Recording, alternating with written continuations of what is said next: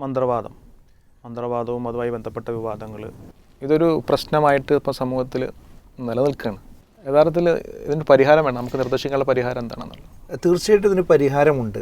ആ പരിഹാരം ജനങ്ങൾ മനസ്സിലാക്കണം മാത്രം. അത് പറയുന്നതിന് മുമ്പ് എനിക്ക് പറയാനുള്ളത് എന്താ വെച്ചാൽ, ഇത് ഇവരുണ്ടാക്കുന്ന ഈ ഒരു പ്രശ്നത്തിൻ്റെ വ്യാപ്തി നമ്മൾ വിചാരിക്കുന്നതിന് എത്രയോ അപ്പുറത്താണ്. ഇത്തരം ആളുകൾ ചെയ്തു കൂട്ടുന്ന ഇത്തരം കിരാതമായ പ്രവർത്തനങ്ങൾ, കാരണം ഇവർ ധരിക്കുന്ന വസ്ത്രം, ഇവരുടെ പേര്, ഇതൊക്കെ ഇവിടെയുള്ള ഒരു സമൂഹത്തെ മൊത്തം ടാർണിഷ് ചെയ്യാനും അതിനോടൊക്കെ ഒരു മോശമായൊരു സമീപന ആളുകളുടെ മനസ്സിൽ കുത്തിച്ചെലുത്താനും കാരണമാകുന്നു എന്നതാണ്. അതൊരു ചെറിയ വിഷയമല്ല. കാരണം ഒരിക്കലും ഇവർ പ്രതിനിധാനം ചെയ്യുന്ന ആ വിശ്വാസമോ മതമോ ഇത്തരം കാര്യങ്ങൾ ഒരു നിലക്ക് ഓൺ ചെയ്യുന്നില്ല. അത്തരം പ്രശ്നങ്ങളുടെയൊക്കെ വേര് കൊത്തി അറുത്ത ഒരു മതമാണ്.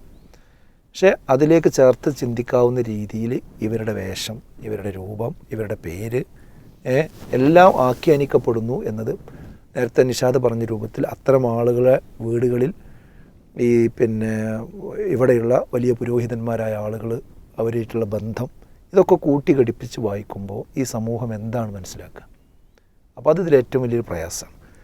പിന്നെ ഇതൊക്കെ എന്താ വെച്ചാൽ ഒരു അവിശുദ്ധ കൂട്ടുകെട്ടുകൊണ്ടാണ് ഇതൊക്കെ നിലനിൽക്കുന്നത്. ഇവർക്ക് മാത്രം അവിടെ നിലനിൽക്കാൻ കഴിയില്ല.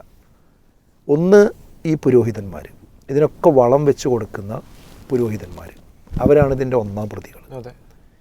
രണ്ടാമത്തേത് എന്താ വെച്ചാൽ ഈ പുരോഹിതന്മാർ ഇവിടെ ഇങ്ങോട്ട് എസ്റ്റാബ്ലിഷ്ഡ് ആകുകയാണ്, മൊത്തം ഇങ്ങോട്ട് എസ്റ്റാബ്ലിഷ്ഡ് ആകുകയാണ്. അതായത് അവരുടെ കയ്യിൽ കുറച്ച് കൂടുതൽ ആളുകളും തലകളും ഉണ്ടെന്നുണ്ടെങ്കിൽ ആ തലൻ്റെ എണ്ണം കണ്ടിട്ട് രാഷ്ട്രീയ പാർട്ടിക്കാരും എന്ത് ചെയ്യാണ്, അതിനനുസരിച്ചുകൊണ്ട് അവരുടെ കാൽ കീഴിലേക്ക് പോയിക്കൊണ്ടിരിക്കുകയാണ്. പിന്നെ അവരെന്തെങ്കിലും ഒരു ജാതീയ പരിപാടി, അവരെ ഇപ്പോൾ ഒരു വാപ്പ പോയി ഇനി മകനെ രണ്ടാമത് കൊണ്ടുവരാൻ വേണ്ടി ശ്രമിക്കുമ്പോൾ സ്വാഭാവികമായിട്ടും അതിനൊരു ഭയങ്കര മതേതര മുഖവും അവർക്കൊരു സ്വീകാര്യതയും കൊടുക്കാൻ വേണ്ടി ഇവിടുത്തെ എല്ലാ രാഷ്ട്രീയ പാർട്ടികളും ആളുകളൊക്കെ എന്ത് ചെയ്യുന്നുണ്ട്, അത്തരം കാര്യങ്ങളിലൊക്കെ മത്സരിച്ച് മുന്നിൽ വരുന്നുണ്ട്. അപ്പോൾ ഇതിങ്ങനെ എസ്റ്റാബ്ലിഷ്ഡ് ആയി കഴിഞ്ഞാൽ ആ എസ്റ്റാബ്ലിഷ്ഡ് ആയ സംവിധാനങ്ങളെ തൊടാൻ എന്ത് ചെയ്യാൻ കഴിയില്ല. ഈ ഇവിടുത്തെ പൊളിറ്റിക്കൽ പാർട്ടികൾക്കോ ഭരണകൂടങ്ങൾക്കോ പോലും കഴിയാത്ത അവസ്ഥ ഉണ്ടാവും. അപ്പോൾ നേരത്തെ നിഷാദ് പറഞ്ഞു, കുറേ ആൾദൈവങ്ങളുടെ അരമനകളിൽ നടക്കുന്ന പ്രശ്നങ്ങൾ എത്ര പുറത്തു വന്നിട്ടുണ്ട്, എത്ര കൊലപാതകങ്ങൾ ഉണ്ടായിട്ടുണ്ട്.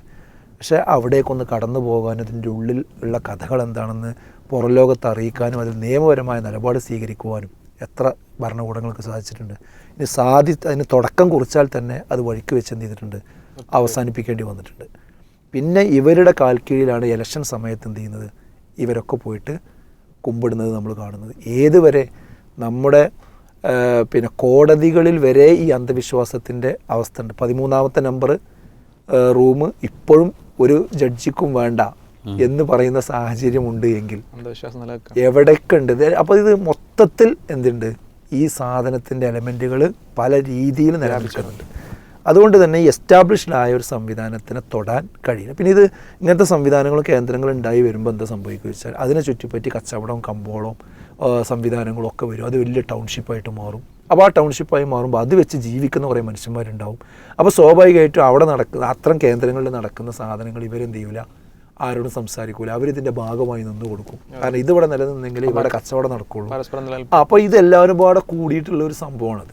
അപ്പോൾ ആരും എന്ത് ചെയ്യില്ല, ഇവരുടെ ഒരു ന്യൂനതകൾ ആരും പുറത്തു പറയില്ല. ഇവരെക്കുറിച്ച് വാഴ്ത്തിപ്പാടാൻ, അവിശുദ്ധ കൂട്ടുകച്ചവടം, അതെ, അവർ വാഴ്ത്തിപ്പാടാൻ മാത്രമേ എന്ത് ചെയ്യുള്ളൂ, ആളുകൾ മുന്നോട്ട് തയ്യാറായി വരുള്ളൂ. അതുകൊണ്ടാണ് ഇത് ഇങ്ങനെ ആവർത്തിച്ചുകൊണ്ടിരിക്കുന്നത്. പിന്നെ പൊതുജനത്തിന് ഇതിനെക്കുറിച്ച് ഇപ്പോൾ ഈ വിഷയം വന്നപ്പോൾ തന്നെ പത്രക്കാർ, ന്യൂസ് ചാനൽസ് സാധാരണക്കാരോടൊക്കെ ഇങ്ങനെ ചോദിക്കുന്നുണ്ട്.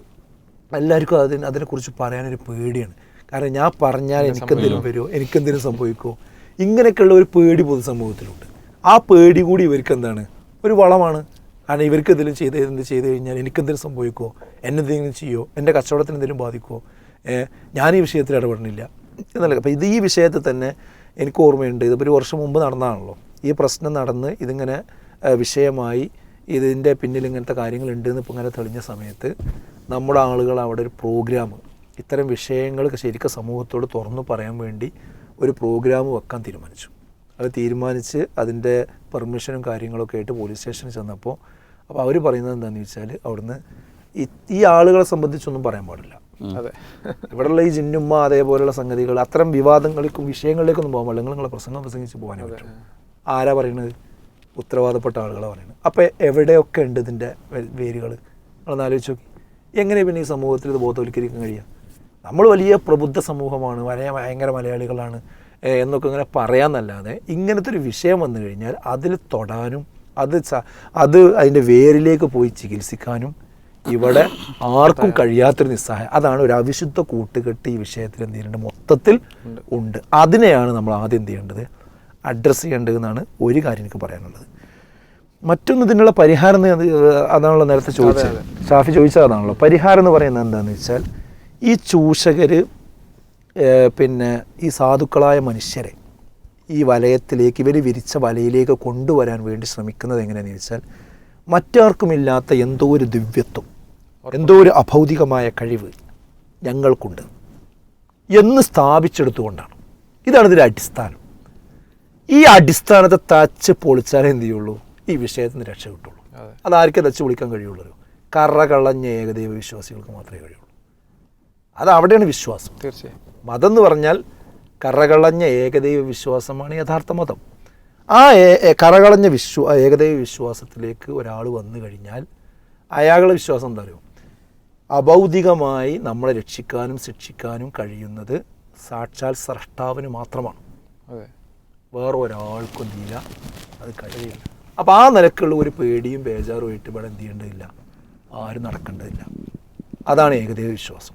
അങ്ങനെയുള്ള ഒരു ദൈവത്തിൽ നമ്മൾ വിശ്വസിക്കുന്നതോടുകൂടി നമ്മൾ റിലാക്സായി.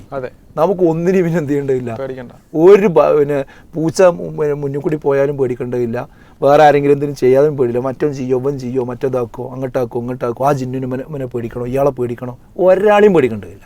കാരണം എന്താ, ഇങ്ങനെയുള്ള ഒരു മാർഗത്തിലൂടെ ഇവർ ഈ ദിവ്യത്വം ചമയുന്നത് അത് ശുദ്ധ തട്ടിപ്പാണെന്നുള്ളതും അത് ഒരാളുകളെ വഴിപിഴപ്പിക്കാൻ വേണ്ടി ചെയ്യുന്നതാണ്, കാശുണ്ടാക്കാൻ വേണ്ടി ചെയ്യുന്നതാണ്, വിശ്വാസ ചൂഷണത്തിന് ചെയ്യുന്നതാണ് എന്ന കാര്യം കൃത്യമായിട്ട് എന്ത് ചെയ്യാൻ പറ്റും, നമുക്കവിടെ പറയാൻ പറ്റും. അതാർക്കേ പറയാൻ കഴിയുള്ളൂ, ശരിയായ ഏകദൈവ വിശ്വാസികൾക്ക് മാത്രമേ കഴിയുള്ളൂ. കാരണം എന്താണ്, ഈ അഭൗതികമായി നമ്മളെ സഹായിക്കാൻ, രക്ഷിക്കാനും ശിക്ഷിക്കാനും ആർക്കേ കഴിയുള്ളൂ, അള്ളാഹുവിന് മാത്രമേ കഴിയുള്ളൂ. ഈ വിശ്വാസമാണ് ഏകദൈവ വിശ്വാസം. അത് വിശ്വസിക്കുന്ന ഒരു വിശ്വാസിയെ അതുകൊണ്ടാണ് അവനുണ്ടാകുന്ന നിർഭയത്വത്രേ. ഈ നിർഭയത്വത്തിന് പറയുന്ന അറബിയിൽ പറയുന്ന പേരാണ് അമ്ന് എന്ന് പറയും. നിർഭയത്വമുള്ളവനെ വിളിക്കുന്ന പേരാണ് മുഅ്മിൻ എന്ന് പറയുന്നത്. അതേമാതിരി ഈ ഒരു മനസ്സിന് കിട്ടുന്ന ഒരു വിശാലമായൊരു സമാധാനമുണ്ട്. അതായത് ഈ വിശ്വാസം കിട്ടിക്കഴിഞ്ഞാൽ പിന്നെ രാവിലെ എവിടേക്കും യാത്ര പോകുമ്പോൾ അവന് വളരെ സമാധാനമായിരിക്കും. പക്ഷേ ചില ബസ്സിലേക്ക് നമ്മൾ പോകുമ്പോൾ കണ്ടില്ല, ആൾക്കാർ കണ്ട എല്ലാ സാധനത്തിക്കും എന്ത് ചെയ്യും, എല്ലാ ജാറത്തുക്കും, എല്ലാ മക്ബറയ്ക്കും, എല്ലാ സാധനത്തിക്കും ഇങ്ങനെ കാശിങ്ങനെ എറിഞ്ഞുകൊണ്ട് വെക്കും. കാരണം എവിടെയെങ്കിലും ഒന്ന് എറിഞ്ഞിട്ടില്ലെങ്കിൽ പിന്നെ എനിക്കെന്തെങ്കിലും കോപം വരുമോ, എനിക്കെന്തെങ്കിലും ബുദ്ധിമുട്ട് വരുമോ എന്നുള്ള പേടിയാണ്. ഈ പേടി കൊണ്ടാണ് മനുഷ്യന്മാർ ജീവിച്ചുകൊണ്ടിരിക്കുന്നത്. പക്ഷേ ഈ ഒരു വിശ്വാസം, കരകളഞ്ഞ ഏകദൈവ വിശ്വാസമുള്ള ഒരാളെ സംബന്ധിച്ചിടത്തോളം എനിക്ക് വേറെ എന്ത് ചെയ്യേണ്ടതില്ല, ആരെയും പേടിക്കേണ്ടതില്ല, ആ ദൈവത്തെ മാത്രം എന്ത് ചെയ്താൽ മതി, ഞാൻ പേടിച്ചാൽ മതി എന്ന വിശ്വാസത്തിലൂടെ പോകുന്ന ആളുകൾക്ക് അങ്ങേറ്റം നിർഭയത്വം ഉണ്ടാവും. അതുകൊണ്ടാണ് അമ്നുള്ളവൻ, അതുകൊണ്ടാണ് മുഅ്മിൻ എന്നുള്ള പേര് വരാൻ കാരണം. അതേപോലെ സമാധാനം ഉണ്ടാവും. അതാണ് സിൽമ് എന്ന് അറബി പറയാം. അതിൽ നിന്നാണ് മുസ്ലിം എന്നുള്ള വാക്കുണ്ടായത്. ഒരു സമാധാനമുള്ളവനാണ്, കീഴൊതുങ്ങിയവനാണ്, ഈ സൃഷ്ടാവിന് കീഴൊതുങ്ങിയവനാണ്. ആ കീഴൊതുങ്ങി ജീവിക്കുന്ന ആളെ സംബന്ധിച്ചിടത്തോളം വേറെ ഒന്നിനും എന്ത് ചെയ്യേണ്ടതില്ല, ഭയപ്പെടേണ്ട യാതൊരു പ്രശ്നമില്ല. ഈ ജിന്നുമ്മമാരും ഈ സിദ്ധന്മാരും അതുപോലെയുള്ള തങ്ങന്മാരും കുട്ടിച്ചാത്തൻ സേവ നടത്തുന്ന ആളുകളും അതുപോലെ തന്നെ മറ്റ് മഠങ്ങളിൽ ഈ പണിയെടുക്കുന്ന ആളുകളും അതെല്ലാ വിഭാഗത്തിലുണ്ട്. വേഷം മാറുന്നു മാത്രമേ ഉള്ളൂ. ഇതൊക്കെ ഒരേ ടൈപ്പാണ് സാധനം. ഇത് പിന്നെ ചുവന്ന പിന്നെ പുതപ്പ് പുതച്ചുകൊണ്ട് വരും. അപ്പോൾ അത് വേറൊരു ലെവലാന്ന് വിചാരിക്കും, പക്ഷേ പണി ഒന്നാണ് നടക്കുന്നത്. അതേപോലെ തന്നെ പച്ചപ്പുറപ്പ് വെച്ച് പുതച്ച് വരും, അതും പണി ഒന്നാണ് നടക്കുന്നത്, വേഷം മാറിയെന്ന് മാത്രമേ ഉള്ളൂ. അതേപോലെ തന്നെ ലോഹട്ടുകാണ്ട് വരും, അവിടെ പണി ഒന്നാണ് നടക്കുന്നത്, വേഷം മാറിയെന്നേ ഉള്ളൂ. ഇതൊക്കെ ഒരു കൂട്ടുകച്ചവടമാണ്. ഇത് അവർ അങ്ങോട്ടും ഇങ്ങോട്ടൊക്കെ റെഫർ ചെയ്യുകയും ചെയ്യും. ഇത് നമ്മൾ എന്ത് ചെയ്യേണ്ടതില്ല, ഒരിക്കലും വേറെടുത്തി കാണേണ്ടതില്ല. ഇവർക്കൊക്കെ എന്താണ്, ഈ 2-3 കാര്യത്തിൽ അവസാനം കാണുക. ഒന്ന് കാശ്, കോടികളുടെ സമ്പാദ്യം, മറ്റൊന്ന് സ്ത്രീ. ഈ ഭൗതികമായ ആ സുഖാഡംബരങ്ങൾ നേടാൻ വേണ്ടി ഇങ്ങനത്തെ ഒരു ദിവ്യത്വം എനിക്കുണ്ട് എന്ന് കൽപ്പിച്ചുകൊണ്ട് ആളുകളെ, സാധാരണക്കാരായ ആളുകളെ പറ്റിച്ചുകൊണ്ട് എന്ത് ചെയ്യാണ് ഈ കാര്യങ്ങൾ ചെയ്യുക. അവിടെയാണ് ഇവർക്ക് ആർക്കും ഒന്നില്ല, അങ്ങനത്തെ ദിവ്യത്വത്തിൻ്റെ കഴിവില്ല എന്ന് കൃത്യമായിട്ട് ആർക്കേ ബോധ്യം ഉണ്ടാവുള്ളൂ. ഏകദൈവ വിശ്വാസികളായ ആൾക്കാർക്ക് മാത്രമേ ഉണ്ടാവുള്ളൂ. ബാക്കി അവർക്ക് എന്ത് വിഷമം എവിടുന്ന് വരികയാണെന്നുണ്ടെങ്കിലും അതൊക്കെ ഈ മറഞ്ഞ വഴിയിലൂടെയോ കാര്യകാരണ ബന്ധത്തിനപ്പുറത്തോ അബോധികമായ വഴിയിലൂടെയോ അല്ല. അല്ലാത്ത വഴിക്കാണ്. അതിനെ ചികിത്സിക്കേണ്ടത് ചികിത്സിക്കണം. എന്തെങ്കിലും നിലക്ക് എന്തെങ്കിലും ബുദ്ധിമുട്ടുകളോ കാര്യങ്ങളോ എന്നാൽ അതിന് മരുന്ന് കൊടുക്കേണ്ടത് മരുന്ന് കൊടുക്കണം. അതിന് ആ നിലക്കുള്ള പോലീസിൽ കേസ് കൊടുക്കേണ്ടത് പോലീസിൽ കേസ് കൊടുക്കണം. ഭരണകൂടത്തിനെ കൊണ്ട് ചെയ്യിപ്പിക്കേണ്ടത് ഭരണകൂടത്തിനെ ചെയ്യിപ്പിക്കണം. പാമ്പ് കൊത്താൻ വന്ന് അതിനെ തല്ലിക്കൊല്ലണം.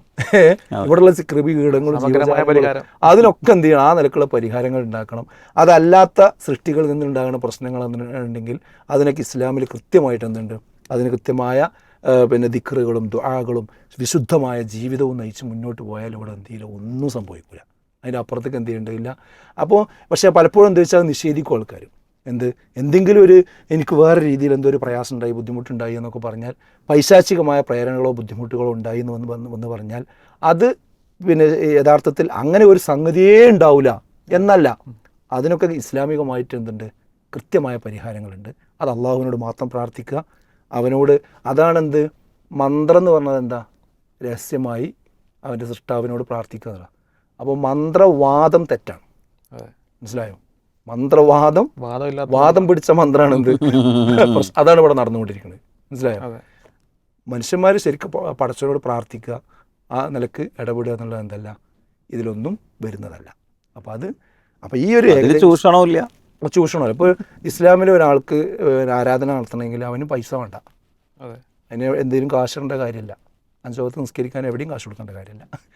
സാമ്പത്തിക വിഷയങ്ങൾ എന്ത് ചെയ്യണില്ല, ആരാധനയുമായി ബന്ധപ്പെട്ട കാര്യത്തിൽ വരുന്നില്ല. എന്നാൽ നമ്മൾ സമ്പാദിച്ച സമ്പത്തിൽ നിന്ന് ഒരു വിഹിതം നമ്മൾ എന്ത് ചെയ്യണം, കൊടുക്കണം.